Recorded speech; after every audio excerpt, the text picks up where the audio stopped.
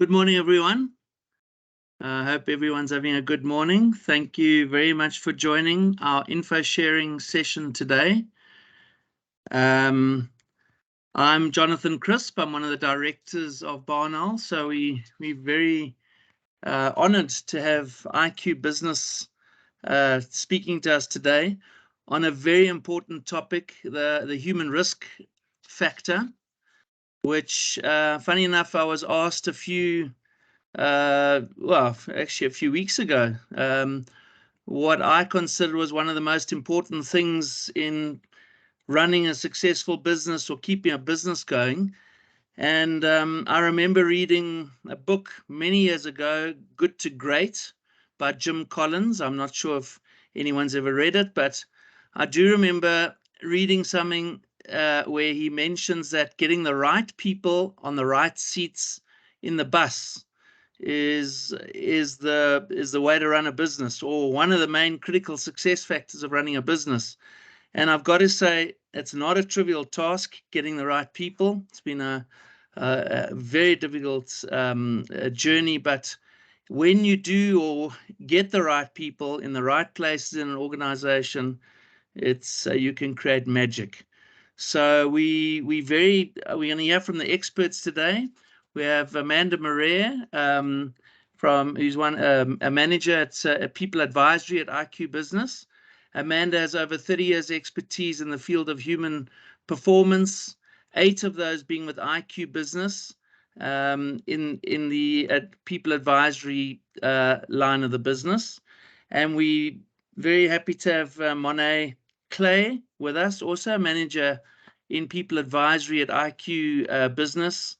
Monet has 11 years at IQ and facilitates facilitates in large businesses and focusing on people and specifically the culture side of digital transformations. So we thank you very much, Amanda, and thank you very much, Monet. We're really excited to hear what you've got to tell us today. The other thing is that the presentations will be made available. This session is also being recorded, so that'll also be available on our website, on the BarnOwl website, and the IQ Business website as well. So I'm going to hand over to Amanda and Monet now, and thank you very much for joining us today. Thank you. Thank you, Jonathan. Thank you, everybody who's attending. I'm just going to open up our presentation and start sharing with you all.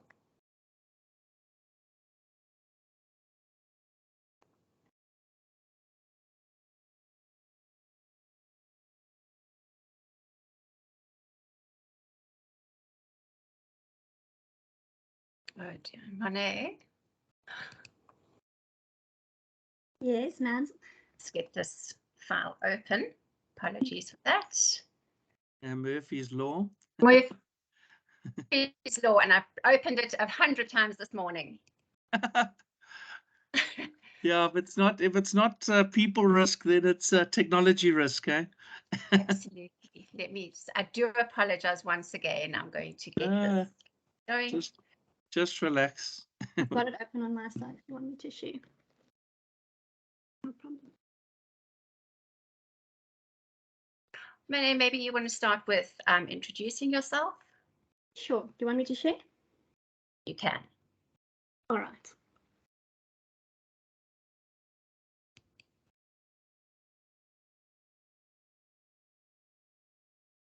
See this. All right. Can you all see our very young faces on the screen there? Yes, we can. Right. So, yes, thank you so much, Jonathan, for inviting us to one of your very first info shares this year with BarnOwl. We are very, very privileged to speak with all of you this morning, and something that we're very, very passionate about. So my name is Monet Clay. I think you've done a really good introduction already, so thank you for that. We thought we'd make it a little bit interesting this morning by just putting our younger selves there this morning, a 2D cartoon of ourselves. So, and then one of our favorite not really quotes, but how we live life and how we try and live life. And for me, it's about being fearlessly authentic, and you'll see it in the way I present. Sometimes it comes across and I offend people. Please don't feel like that. I think it's just my authenticity shining through, and to always be passionately curious about new things. So that's me in a nutshell, and I'm really, really looking forward to spend the next hour with all of you. Amanda, over to you. Thanks, Monet. So absolutely, yes. Thank you, everybody. Thank you, BarnOwl, everybody. I think Monet has said all the thanks. So I live by the quote, "The time is now. Make things happen. Do not sit around waiting for things. Take control and make it happen." We are super excited to share our findings with you all today, and happy to have you interacting with us. We don't just want to sit on the other end of your screens and share with you, but we'd like to have an engaging session. So let's take it away. Let's understand, what is this all about? Before we go into our presentation, I think we just wanted to chat a little bit about where we come from and our company that we are from. So, Mans, you just want to chat to the next slide in terms of IT business. Great, thanks, Monet. So it's quite nice to see that both Monet and I have been at IQ Business for a relatively long time. So tenure is great, which means that IQ Business is certainly doing something right with their people. IQ Business has 1,000+ consultants, so it's a really strong organization, strong foundations. We've been in business for over 22 years, delivering value to our clients. We have a presence in 20 African countries. We come in with approximately an average of 800 projects per year. We are a level 1 BEE accredited, which is something really to be proud of, and founded in 1998.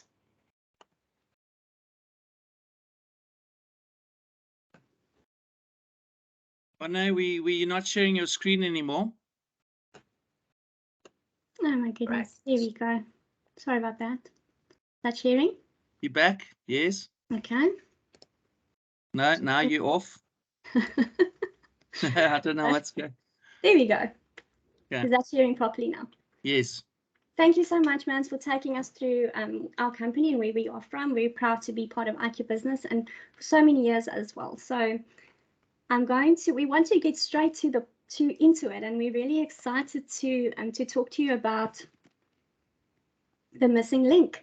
So we thought long and hard around what we're going to be calling our presentation. So we did say the greatest risk within your organization, and we don't want to give it away just yet, but we thought let's talk about the missing link rather as a topic. You know, it's very prominent in today's day and age. There we go, Amanda. Now you sharing. Very, very prominent in today's day and age, and something that we all need to have top of mind in our companies, because it is something that's becoming more and more of a risk with, and we'll tell you why when we go through some of the trends. So, Amanda, you can take us through what that missing link is in companies. I just need to understand, is it sharing on your side, Monet?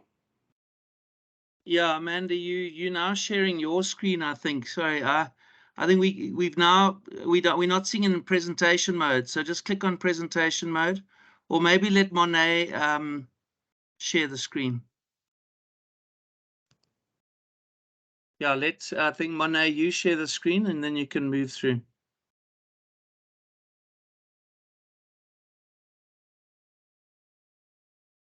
Okay. Monet. All right. So the biggest risk within any organization is most certainly the human factor. Okay. As we're going to see, you know, risk, and I think the majority of the audience are very, very well adversed to what makes up risk. But when we start looking at the human factor and to identify what risks do people actually bring or contribute to an organization, It's something that it really is a bit of a wake-up call for each and every one of us to see that. So we're just going to show a video just to really show us what is the reality of the ecosystem of now.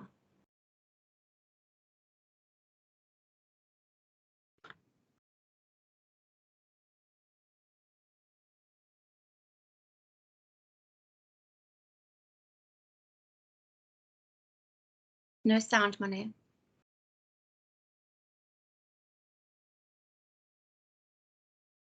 I think you might have to No more.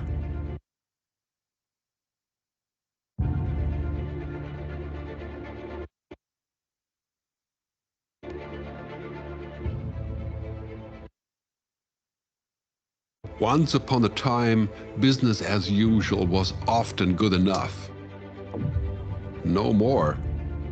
Where we are going, good enough is dead. In a world where everything is connected, where everything is equally excellent, where performance is reaching perfection, there's only one space left to innovate in: you.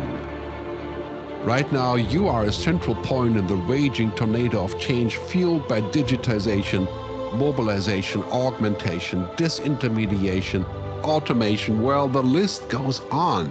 Science fiction is becoming science fact. Think about self-driving cars or computers that can learn and think. The way we work will never be the same. The skills we need will be dramatically different. Winning or losing are now happening faster than ever before. So what's your response? How will you discover new opportunities in one of the most transformational times in human history? Are you driving change, or are you being driven by it? Disruption has become the new normal. With change, it's always gradually, then suddenly, well, things really have stopped happening gradually. This change is exponential. Everything that used to be dumb and disconnected is now wired and intelligent. Cars, cities, ports, farms, even our bodies will be wired with sensors and will talk to each other. These game changers are also combinatorial. They amplify each other, creating a perfect storm of change. Quantum computing fuels big data.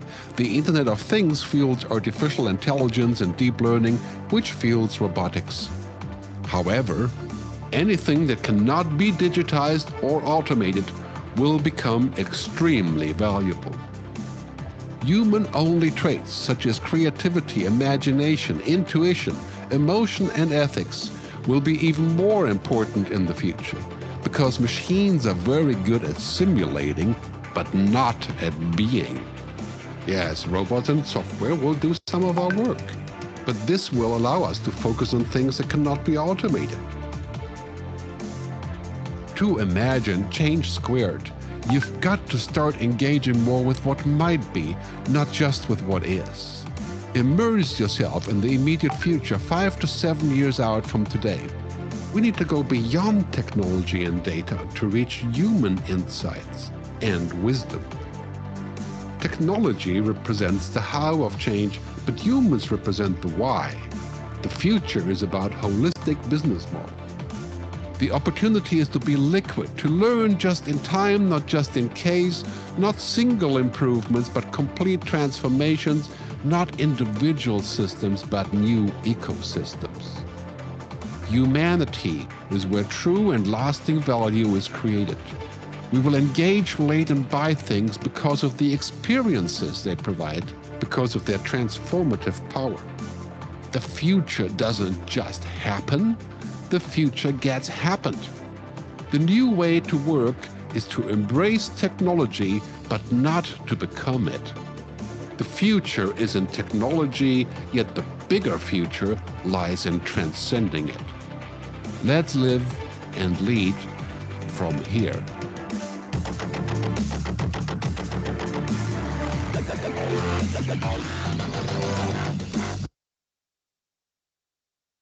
Wow, thanks. What an absolutely powerful video.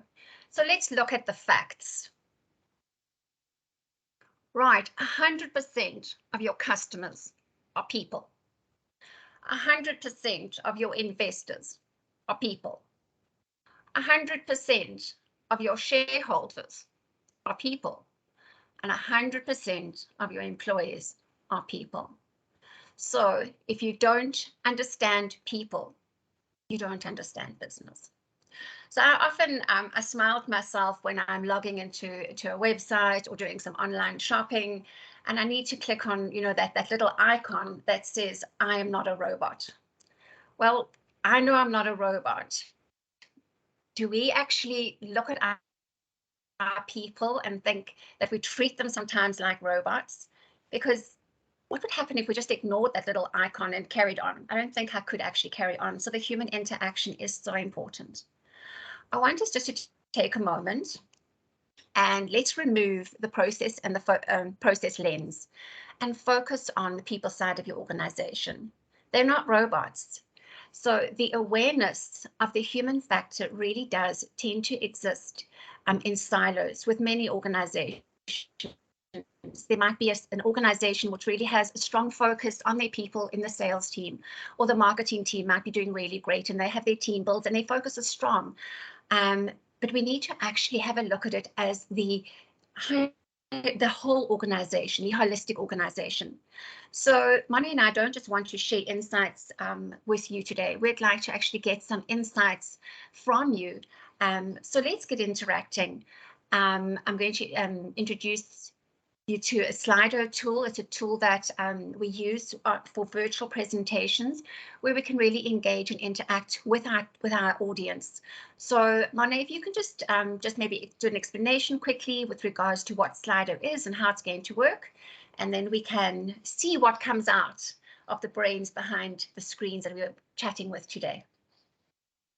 Sure. So what you can see in front of you is a tool called Slido. What I'm going to do, and you must just bear with me here, I'm going to share a link with you, and I'm going to also switch screens to show you your responses in real time. So what we've done is we're actually going to be showing you, we're going to be asking you 3 questions on Slido, and I'll be sharing the link in a second.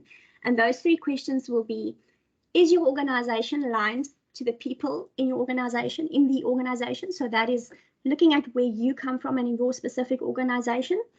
The second question we're going to ask our audience today is your organization aware of the risk it is facing from a human perspective? And our third question, and this is more of an open-ended one, the first 2 will be a multiple choice, is what is your organization doing towards mitigating this human risk? So it's important that we not just tell you what we think, but I always like to get some input from our audience. So I'm going to share this link with you. That's over here in the chat. Please let me know if you can access it. You should be. We did a nice dry run yesterday, and not everything always goes to plan, but this should be popping up in the chat. It's in the chat now. It's in the chat, so we can see it. Okay, and then what I will do is I'm going to present it on my end, so you can see it in real time.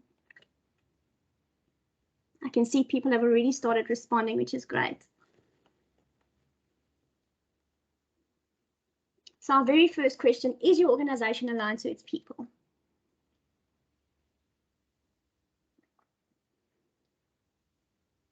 We have about 40 people on our call today, and I can see that the participation at the top right is about 12. So please get involved here. It's always interesting to get a full view of what our audience is thinking. It's good news to us to see that almost 80% so far is feeling that your organization is 100% aligned to their people. Sometimes when we're so focused on the digital world and all these new policies coming in, it's difficult to sometimes remember that the person is behind all of this as well and impacted. Okay, I'm going to wait for 2 more responses, then we have to have at least a 50% participation rate. So I don't want to take too much time on this. Okay, you can see our no's are growing a little bit as we go. Almost 40% feel that their companies have some work to do. The next question I will be opening up to all of you is, are you aware of the risks or someone's already been answering, is the risk your organization is facing from a human perspective. So we have 3 options there for you to choose from.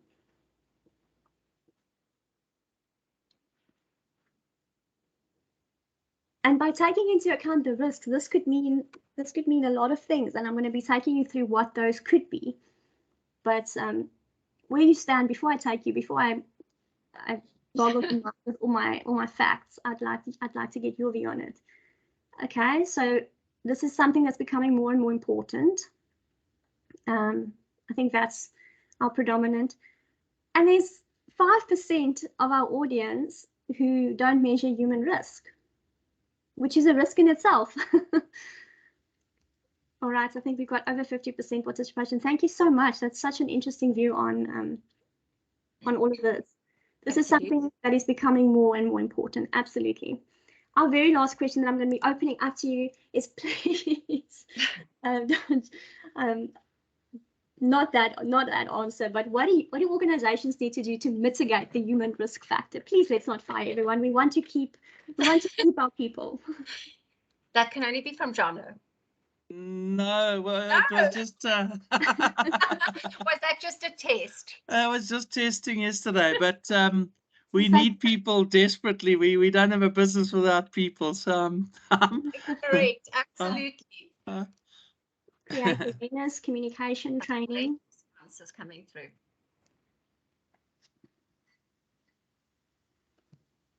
Succession planning. Okay, I can definitely see awareness, communication, communicate is coming up, monetary controls, prioritize employee well-being. That's becoming center stage now. That's not a nice to have anymore. Again, training and development, all of these are staff well-being, exactly, wellness. Very interesting views and things that we know we should do, right? But we don't always prioritize it. So Amanda and I are here today to remind you, we know what we need to do. We just now need to prioritize. So just in the interest of time, thank you so much for the 50% at least that we got. The interaction from business level, balance is key. As long as we are dealing with people, we need to ensure that people are aware. Responsibility and accountability, absolutely. Understanding people. I love this talk, but build psychological safety. It all comes down to effective communication. So thank you very much for that. All right, so I'm going to stop our poll and go back to our very interesting slides. Just to take you through a bit of our agenda outline today. We're going to be going through 3 steps with you, and we're going to try and make this as simple as possible for everyone to remember what we spoke about. The first part is we're going to identify. So here we're going to identify the types of risks that people bring to your organization. We actually looked at the top trends, according to all the stats as of 2022, and we're going to be taking you through those just as an FYI. Our next agenda outline item would be our review. So this is where what makes up that human risk. So we're going to look at both sides of a coin. The one side being the actual employee in your business, your people, and the other side being your type of organization that you are. That underlying culture that you can't tangibly touch, but you can almost feel it. And then our last agenda item that we're going to is how do we respond to this? So what should our organizations actually be doing right now to be future ready, or not future ready, but now ready, because it's already happening to us. So I'm going to be handing over to, no, not yet. I'm going to talk us through people risk first. So what we've done is I always love to go back to the definition because dictionaries are so old school. And I always love to just see what do dictionaries say about people risk, because if you Google people risks, there's so many things that pop up on our best friend Google. So the risk that people do not follow the organization's procedures, practices, or rules due to feeling undervalued or disconnected, thus deviating from expected behavior in a way that could damage the business performance and reputation. So I read this and I thought it's a little bit old school. However, dictionaries are old school. So although when looking deeper, we can say that people risks in organizations can be varied. So for me, what is missing is that humanness. So if you think about the pandemic, that's thrown workers' physical, mental, social, financial health and risk from nice to have, as I said, in the past, it's now in the spotlight. And it's becoming more and more apparent if you actually look at, and I'll show you the trends on the next slide, the resignations that are coming, the great resignation, as they call it.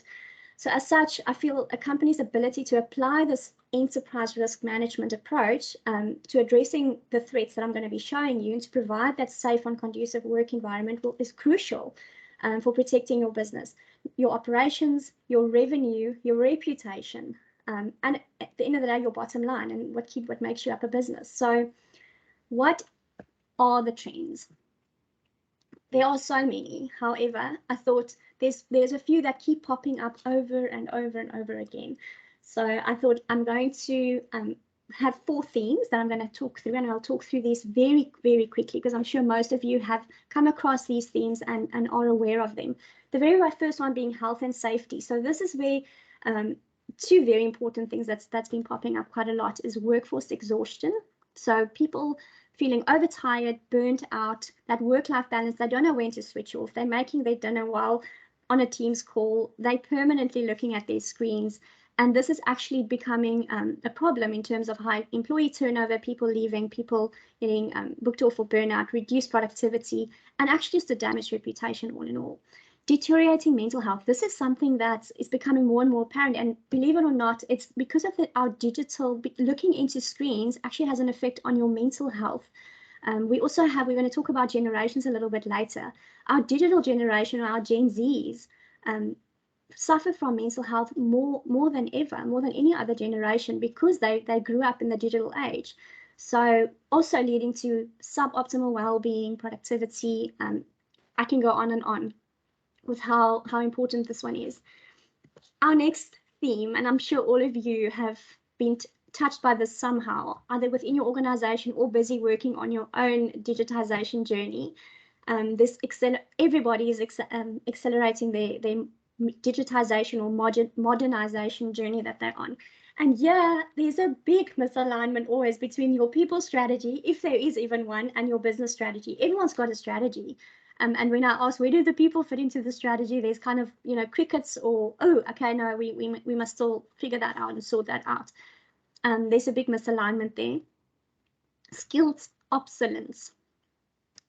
That is something that I preach every day at my client, because if it were, I think, this is my opinion, in 2 or 3 years' time, we probably won't even have titles anymore. It's about capability. So how well have you built your capability around with what you can offer? Because you're not going to just be one title in a couple of years' time. And I think that is something that people need to, as part of their journeys that they're on, make skills top of mind. Then we have talent practices, which speak very much to that great resignation I was speaking about earlier. We've all seen it. Having to, how do we retain our talent? The inability to create that strong talent pipeline, succession plan, that really strong EVP. That's where that companies hear all the time. And then the succession and key person risk problem that they also face, where there's a lot of people that actually don't have a backup at work. They are that key person, and that can obviously lead to severe disruption when something happens to that person in the workplace. Culture and psychological safety, another big word that pops up all the time now, is psychological safety and culture. So these issues are very much associated with people feeling a lack of trust, like the toxic culture that they're in, and that creates, obviously new business challenges, and it'll inhibit your innovation within your business and your productivity. So this is something that I'm working very hard on, and every client wants this now, in terms of, let's make sure people feel safe in their environments and love the culture that they're in. The last one I actually added quite late in the process is travel and mobility, because it became a thing right now again. People were so comfortable being at home, flexible working hours, and all of a sudden they need to, get ready, get up early, put your makeup on, get in the car, sit in traffic, and people are really not enjoying this very much, or some people are craving it. So there's a lot of, I guess, debate around travel and mobility. And also the international assignments creating that, having to be vaccinated, all of that creates a lot of disruption in your people. And then the last one, environmental and social. There's this big thing in South Africa that we know called diversity, equity, and inclusion within companies. And if there's a lack of this in the workplace, this inclusive workplace, it can actually result in reputational risk amongst your people, your employees, your customers, and even other stakeholders. It is becoming more and more apparent and something we need to be focusing on. And then I added labor and employee relations and also new policies enforcement. So if there's a high volume of labor grievances or this perception of an uncaring culture becoming more and more a thing now, to higher operational risk, it can lead to this suboptimal customer experience. Your people will just become switched off. And then these new policies that are being enforced, the new vaccination policy, for instance, the new working from home, working remotely, not from home, hybrid, they call it the hybrid working model policy that they're now putting into place. This is all creating disruption amongst your people and making them make decisions. So in a nutshell, I know that was a lot that I just said, but I'm sure you can all resonate with at least a few of these on the screen.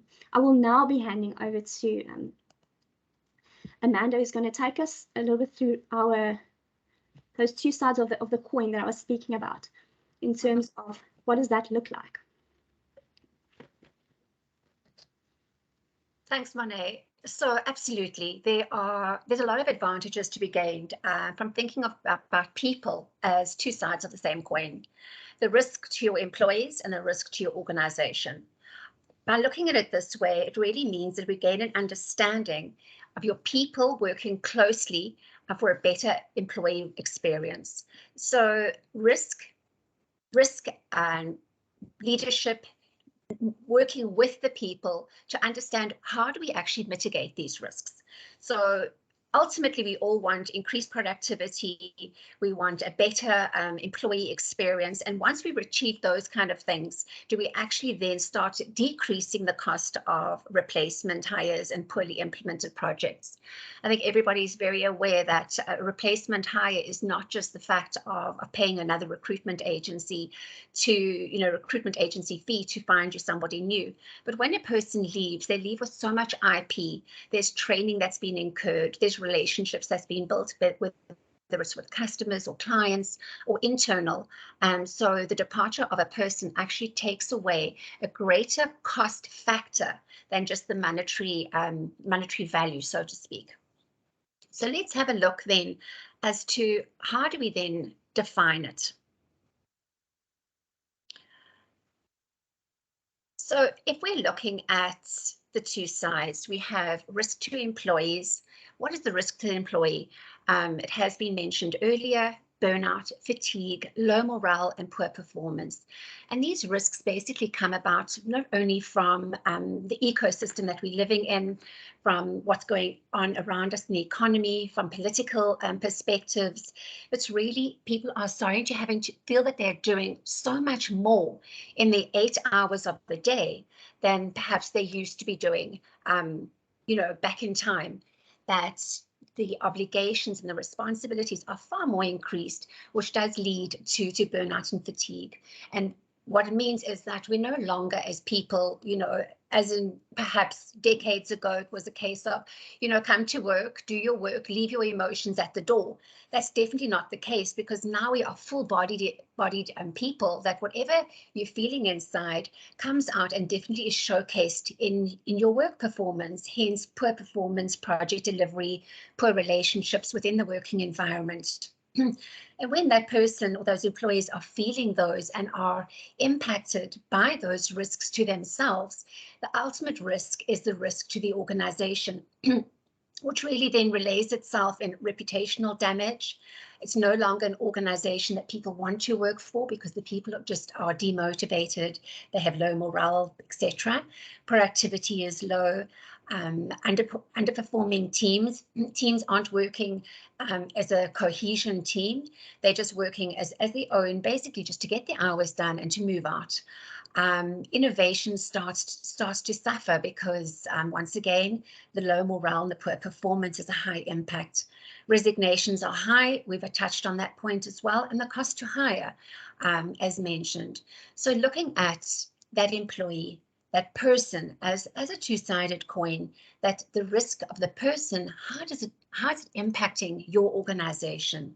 So those are things that we really need to be very, very conscious of, that we want our people to be firing on all cylinders all the time, mentally, emotionally, physically, intellectually, and skillfully. And that's what ultimately makes up a high-performing organization.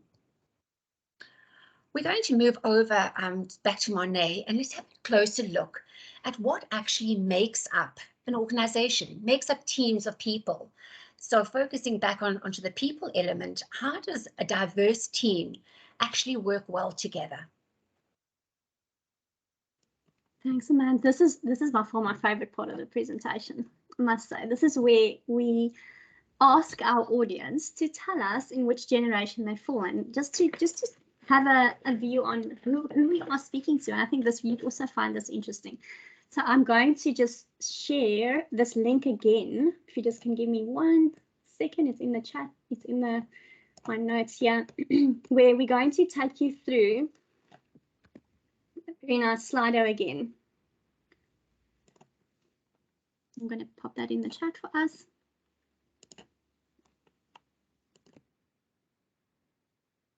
There we go.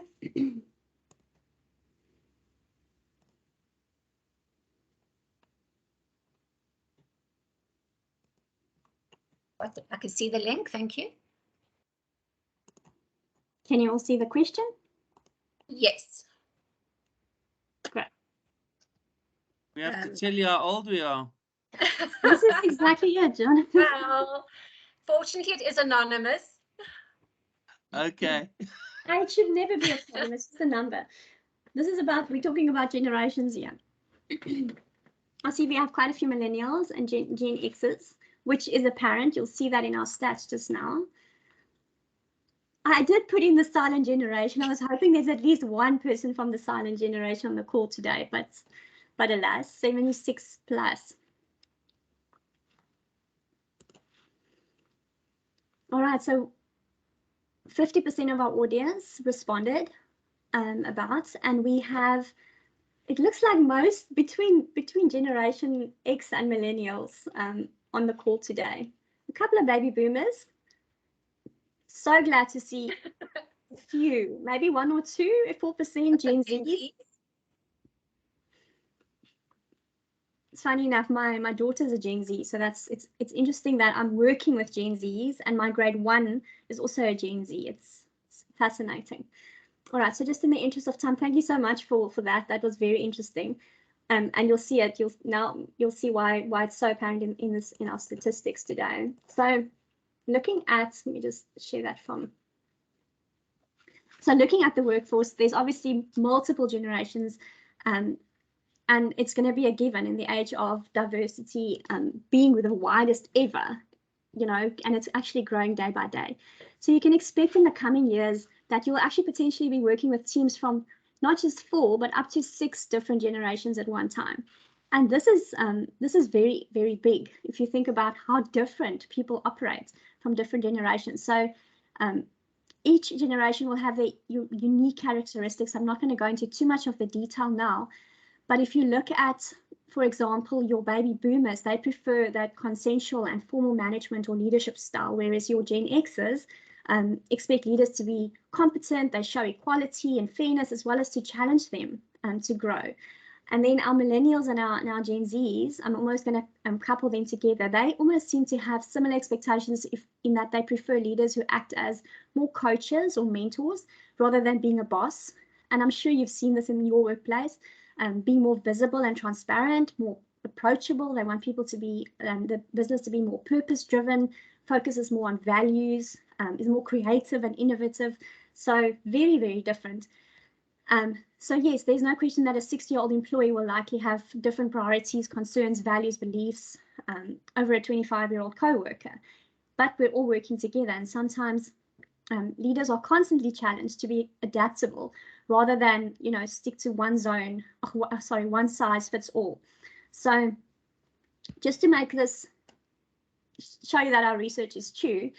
This was the research done through Statista, and it shows that we are actually seeing a shift in the workplace globally, with more and more baby boomers retiring now, and Gen Z is entering the workforce. So currently the workforce is actually dominated, and we saw it now in our call, by our Gen X's and our millennials, each sitting at about a third of the workforce population, but with Gen Z very fast approaching.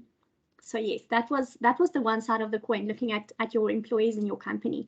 Amanda's going to talk to the other side of the coin, looking at types of organizations or types of workplaces, and what type of workplace do you fit into, and where should you be right about now in 2022. Great, thanks, Monet. So the pardon me, the World Economic Forum calls them workplaces of the future. Okay, so they have gone and they've categorized workforces or workplaces into 4 different types of workplaces. But when we start going through them, it's very clear to note that each categorized workplace has got its strengths and weaknesses. So how do we then, as organizations, take the best of all and find that balance? The first one they've gone ahead and categorized is they're saying that corporate is king. Okay, so what does corporate is king actually mean? It means that corporate is king focuses on growth at large scale. Okay, it's the type of organization where individual preferences takes precedent over societal responsibility. Okay, it's also the type of organization where there is a lot of challenging and fighting to be that very best. So yeah, it's not the kind of organization that is putting people at the hearts of the organization. It's really fighting for that bottom line, where people perhaps feel like they are numbers, but their strategy is very focused. Our next company that we're going to, or next type of workplace that has been identified, is the one of innovation rules. So this type of organization, this type of workplace is kind of like the perfect incubator for innovation, for ideas, and they really are racing to give consumers what they want, fighting to get out first with their new innovation. And I think this is something that we can see quite largely in, say, the telco space. You no sooner have an iPhone 12 and then 13 is out, and it's like, well, it doesn't actually always coincide with my upgrade, but like they're innovating constantly. The digital platform and technology enables winning ideas within this type of organization. Then we go on to the right-hand side of the screen, and we start seeing a company that cares. Companies that care. This company has a high sense of environmental responsibility. They focus on diversity, human rights, recognition, and the impact that they are having on the environment. This kind of goes beyond their financial. They're really conscious of how does the world, or how does the population see them? What is their message out there? They place a lot of emphasis on purpose to society, and that being the heart of their commercial strategy. So then we start looking at the next company, where it says humans come first. So what does this actually mean? It means that in this type of workplace, employees and companies seek together the greater meaning of relevance in what they do. Social and community is first. Humanness is highly valued, and it's basically a very well-focused organization, but strategy and bottom line in this type of workplace is almost secondary. So how do we really start looking at the balance and balancing out what is best, and how do we take a workplace and find that equilibrium where we've got our financial strategy, our business strategy, and we've got our people strategy. And in order to find that balance, we bring those two together.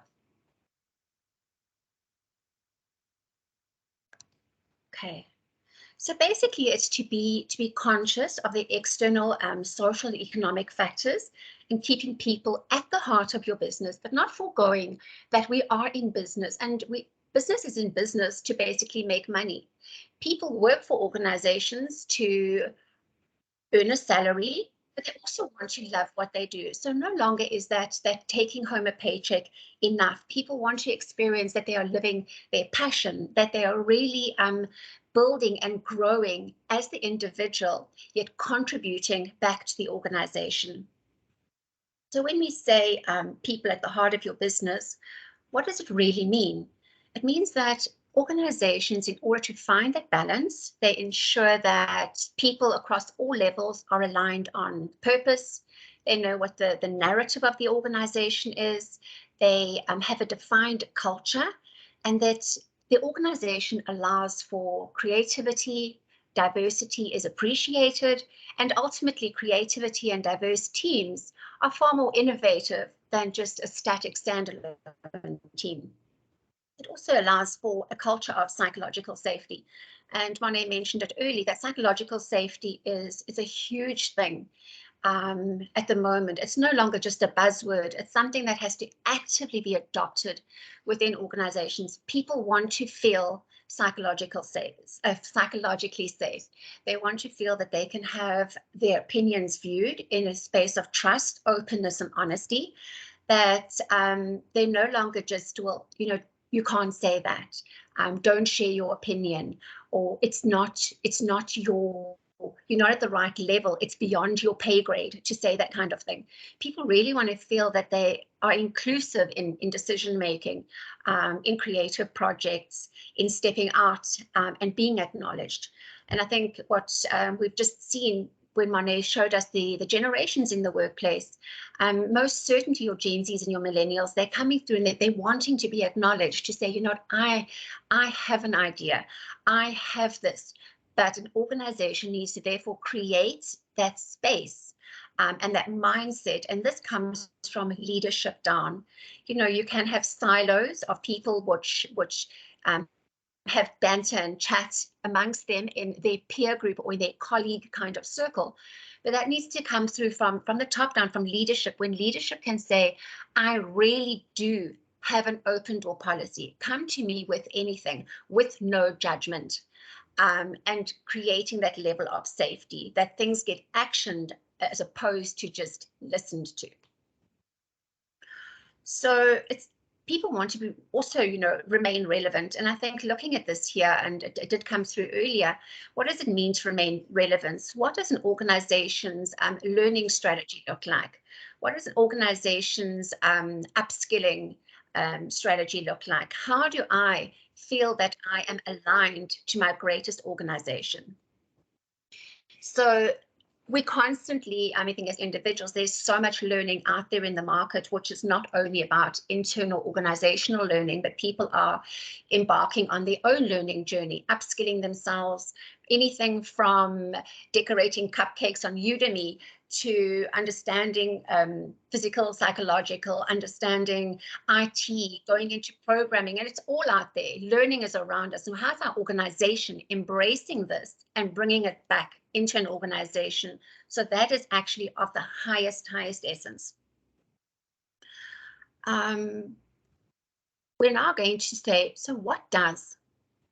Everything that we've spoken about, and I think everything that's happening around us is all about future fit, future ready, future life, future everything. But in order to be an organization of the now, we need to say, what are we doing now today to be ready, to understand that organizations are made up of people. Therefore, it has risk. If we're not looking at the people component of an organization, it's just merely a building. So it's pulling those three things together to understand, what do my people require from the organization to mitigate my internal risks? So my question then is, are you within the audience managing or working towards minimizing your people risk?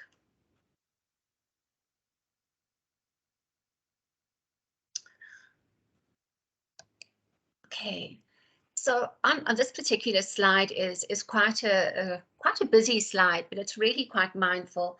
And I wanted just to have a look at see this as a formula, okay, a formula for success, basically.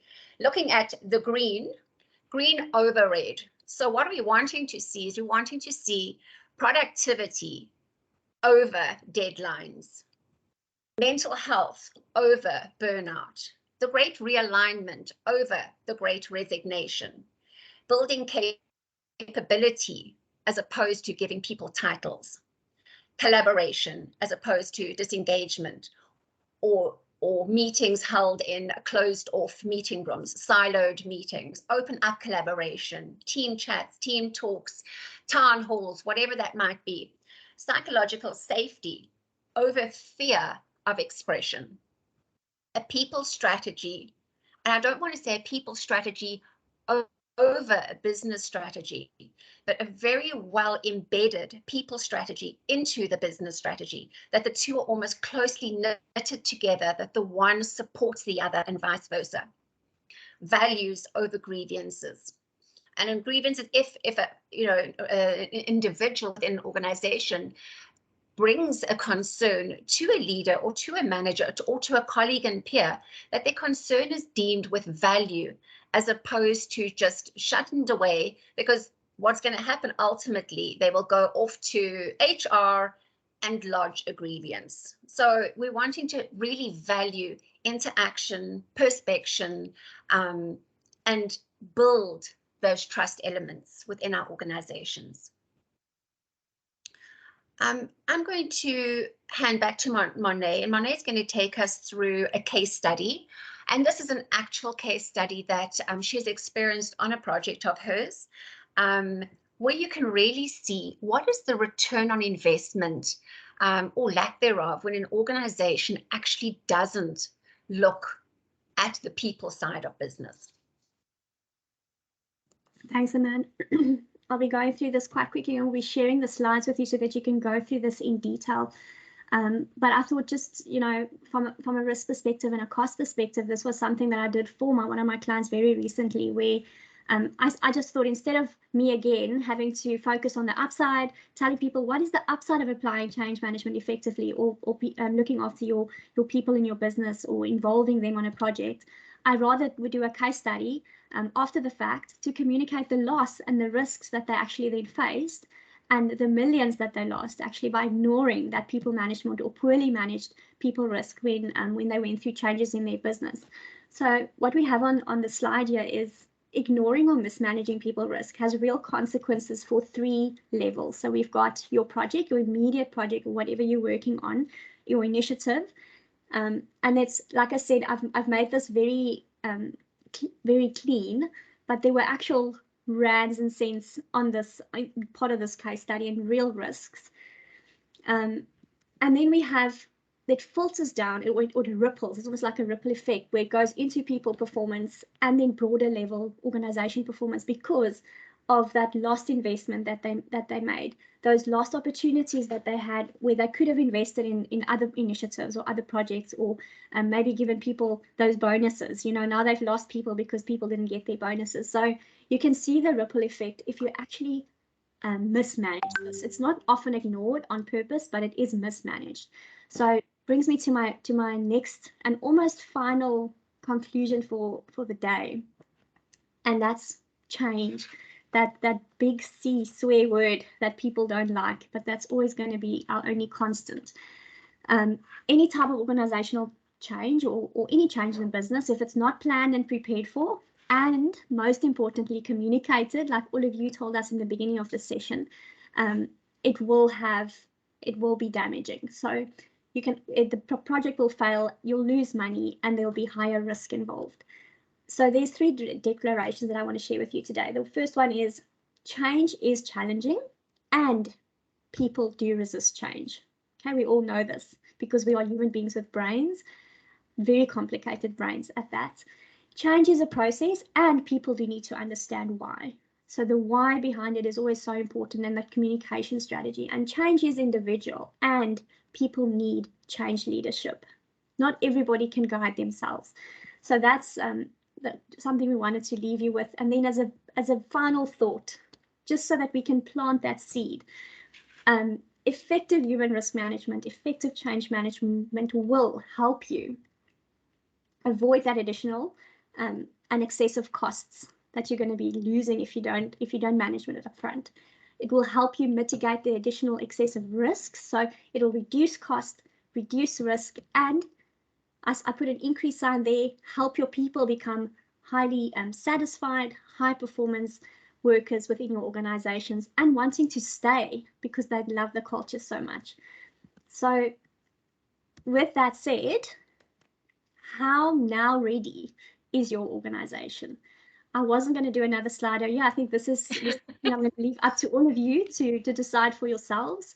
And then we've put in a last one to just say, this is our website if you wanted to go and explore what we do and how we do it and how we help people go through these changes in organizations, especially in this very disruptive time. So yes, thank you. You're welcome to take a photo of the QR code we've got on the screen there, or that's our website. We are also on social media. And Jonathan, that's all from us. Sorry, I just wanted to mention something. So I see that, I think it's Zaid in the comments, he's saying that narcissism is one of the greatest risks, human risks within an organization. And I couldn't actually agree more. And a lot of the work that we have been doing currently is most certainly like all around the people culture, and how do you break down that me kind of factor.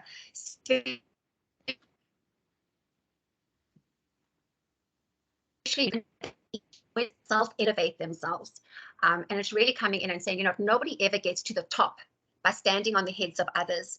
It's really through lifting one another up that you actually can grow within an organization. But narcissism is most certainly one of the greatest risks that I think people, relationships, organizations can experience. And funny enough, I read a stat, 1 out of, I think it was 26 or 23 people are actually, they call them narcissists or psychopaths. Yeah. So quite interesting. And there's 2 in the room as we speak. Thank you very much, Amanda. Thank you very much, Marais. I see time has almost run out, but I mean, we're still going to be online, so whoever wants to stick around, it'll be great. It was a very interesting presentation. I also saw 1 or 2 comments. I think Cuban commented on the generation mix of people, and he, pulling that together or understanding that you're working with people from different generations, I think is something we actually forget about and overlook. Well, certainly someone maybe sometimes my age, because you're always saying like, remember when we were young, or we did this and we did that, and picking on the younger generation sometimes for being the snowflake generation, I've heard them called. But so that's actually quite a, that is a meaningful slide, and I think it's very well positioned there. And also understanding that you're working with, well, certainly at my age now, I'm working with everyone's younger than I am, so I didn't used to be like that, but time goes so fast.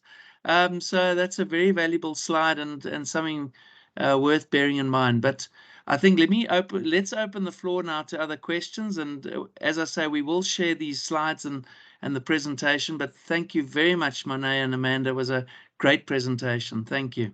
Thanks. Thank you, Jonathan. Yeah, I personally just love what Cuban is saying, that once you start seeing a multi-generational team and organization working together, I mean, the results are just phenomenal. But it comes into understanding. Yeah, Cuban mentions bridging that gap can lead to amazing results, and I think you're quite right. I mean, every generation seems to pick on every other generation, but if you work together and realize that people generally are very tough and very resilient. I mean, we go back thousands of years, and if you look at history, every generation has had hard times or different times and risen to the occasion. So, I have full faith, in human nature to just, you know, I suppose impress all of us. So it's good to know that we got the youngsters coming up. Cuban, you've got your John, hand I up. see Kevin's got his hand up. Yeah, thank you. Good morning, everyone. Thanks for the vote of confidence there. But yeah, just want to share what we do. My team is actually on the call as well. So difficult as it is, we do try to at least get about 45 minutes once a week, and we call it toolbox talk. So that's very informal. The very harsh discussions where we really trash it out as to how the different generations look at things, and that's one of the bridges that we've tried to build in that kind of thing. Very informal, no work related whatsoever, unless it's absolutely necessary. And that's one of the things. And then we also do what we call training. We just call it training, but for want of a better word. So on a Friday, we would get together and then teach each other about the business, because it's never a thing that if you're a leader or in a leadership position that you know everything, because your team actually does the work. They know it better than you as a leader. You're sitting on the top of the business. You're looking at it from a strategic level. So that's how we exchange ideas. And of course, we also try, it's not always possible, but like we call it team building because that's like the buzzword, where we just have fun once a month, the last Friday of every month. And it does work. I mean, yeah, we will always have our arguments. We will sulk for each other now and again and not talk to each other. But it's life. We're human beings at the end of the day. But those are the things that my team and I have put together. And I wanted to share that with the bigger forum, and hopefully it'll help somebody somewhere along the line. That's great. No, Kevin, I think, you and your team sound like you are like right on track for being an organization and a team of now. And it's about breaking down those silos and breaking down what's deemed to be the generational gap, and as you say now, just because you're a leader, it doesn't mean you have nothing more to learn. And I mean, that's just taking out the title, let's remove the title and look at the capability, because in many instances, I mean, I'm like Jono, I think we're in the same generation gap here. I'm not going to tell you which one, but I'm not the silent generation yet.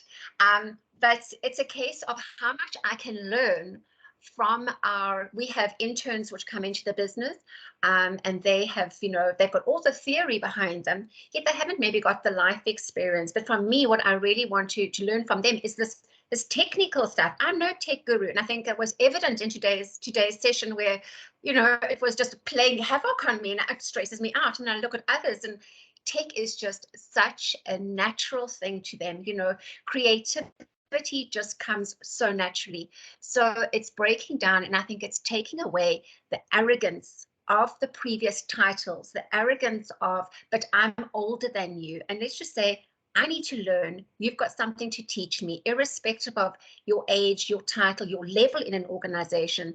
And that comes from those types of, as you say, team buildings, where you can just go out and have fun together and understand that, hey, we're all humans. Just because some of us are in older looking bodies, we're still a child at heart, and we still connect and have the good laugh and engage as people, because that's what we really are. So love what you guys are doing out there. I think you're building a culture of absolute resilience. And you're like going to go far with your team. That's awesome. What I loved about Kevin's comment was that he said he set time aside. And for me, the essence is on time, because to me, time is the only gift you can give somebody that you can never get back again. So for me, like, you think wisely who and what you spend your time on. And the fact that you're doing that with your team is remarkable. So well done. Are there any other questions or comments? I'm loving the comments coming through. There's a comment saying, thank you, Jonathan, for creating an enabling environment for risks to be discussed. We've got one from Jean-Pierre. Good morning. Thank you for the presentation. It's much appreciated. Just give you an introduction to who I am. My name is Jean-Pierre Barkezen. I work for the Kucha Development Corporation. My question would be, I've seen a lot of people take a proactive stance on how to, prevent risks from happening, especially, in the organization, whether it be from a business side or from a human standpoint. But what advice would you give to someone that's in an organization where everything that you've covered today is being looked after. I mean, for example, today we have a full day set aside. It's a wellness day. We've got 2 masseuses that came in for massages. We're going to go for lunch. We're going to have activities.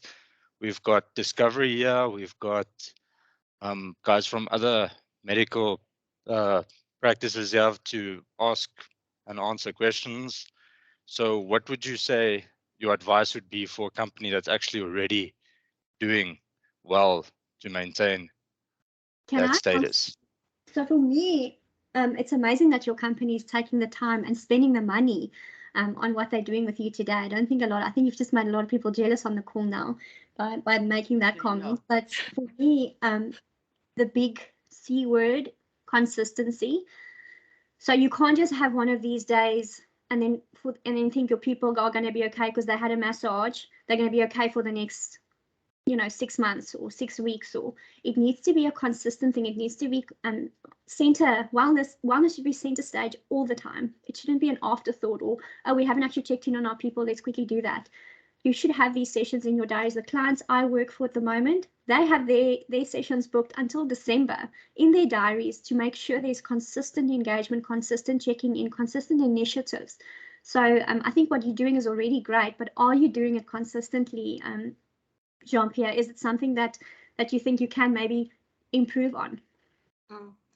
And maybe, Mane, just to add to that, looking at the human risk factor goes beyond just being aware and looking after one's physical wellness and emotional wellness. What's happening in the workplace? Am I being recognized? Because we are human. We grow and we want recognition. Am I being recognized for what I'm contributing towards the team? Is my voice being heard? Do I have a platform to speak openly in a trusting environment? Are my career goals and aspirations being acknowledged? Do I have a career path, a career plan? Or am I just going to come to Wellness Day, have a great massage and a great lunch, and get back to same old, and still resign in 3 or 6 months' time when another organization is really offering me that longevity within? So there are certainly, like I said, 2 sides of the coin. Let's look at the person. Let's look, what is the organization doing to keep me, to make me happy in the role I'm performing, my succession planning, my growth. We have a question from Zaid as well.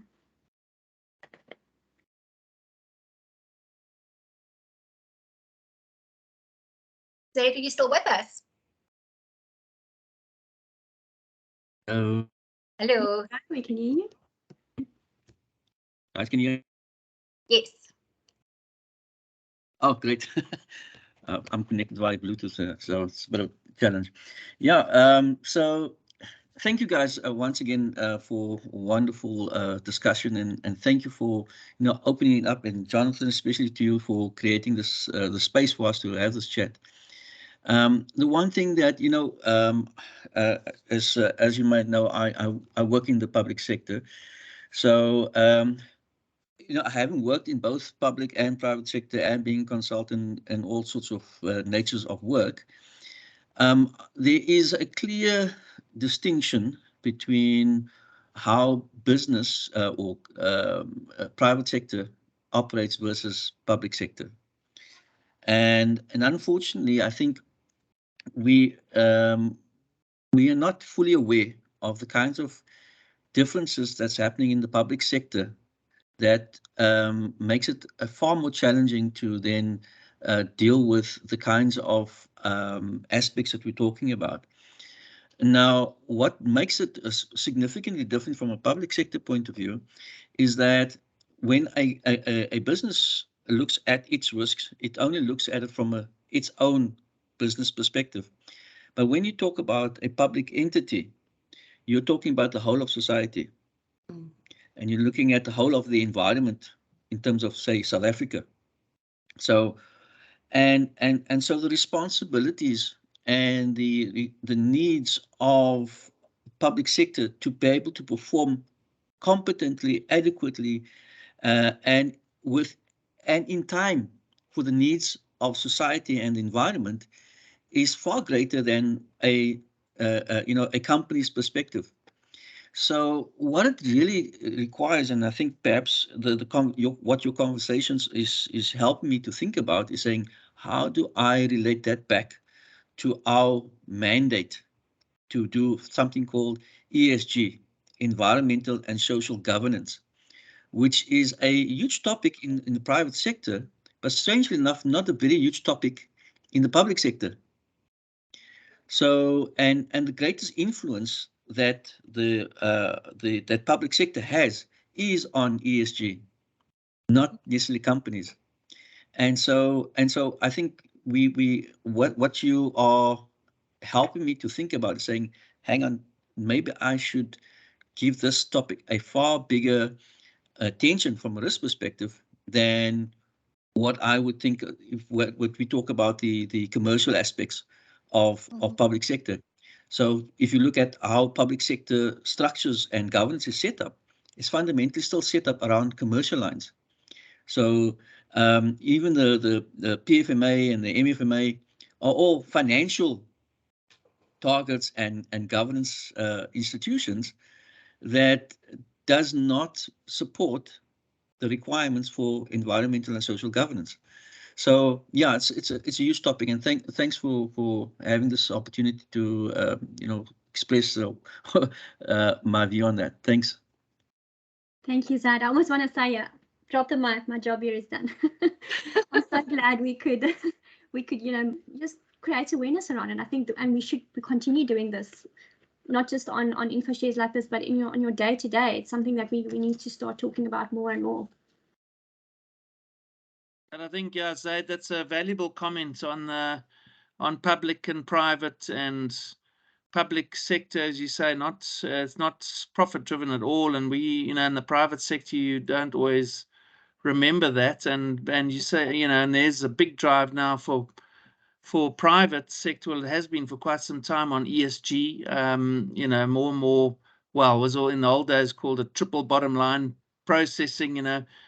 People, environment, and profitability. So, but yeah, I mean, it's good to have people like you there sitting in the public sector and bringing it to the fore, where we, as I suppose citizens, would like to feel that we have got structures in place that do look after us and care for us. We're working hard to try and pay taxes, so it's good to know that we've got good guys making a difference in the public sector. So that's great. Thank you. Oh, that's great. And so just to throw out to Zaid and to Jonathan as well, you say ESG, so we want to say, well, what are you doing about DEI, which is diversity, equity, and inclusion? And I mean, and diversity, equity, inclusion is so broad, but we all fit into it because we are all diverse through culture, beliefs, language, ways of doing things. We all want equity, we want to be acknowledged, and inclusivity, I think, is a human want. We want to be included and feel that we are contributing and being heard. So I'll put that back to you then. But I think we have really extended time. Yeah. So over to you. Yeah, thank you very much. I think just on that last point, recognition, I couldn't agree more. If people feel recognition and recognized and valued, it makes a big difference. It's not just the paycheck, it's recognition. So that's something that I take out of this. And yeah, I'd like to thank Monet and Amanda for a great presentation today, and we wish everyone, and thank you everyone for joining, and we look forward to seeing you at the next info sharing, and we'll share this presentation and the recording. So Great. Thank you very much. Thank you. Thank you, Jonathan, and thank you, Cheryl, who's on the call, for really putting this together nicely. And thank you to everybody who attended. And I can see there's still 24 people still on the call, which should have ended 14 minutes ago. So thank you for giving us your extra time. Your gift of time. We really do appreciate that. Thank you very much. Thanks, Jonathan. Cheers, everyone. Bye. Bye bye. Cool. Thank you. Bye. Thank Bye. you.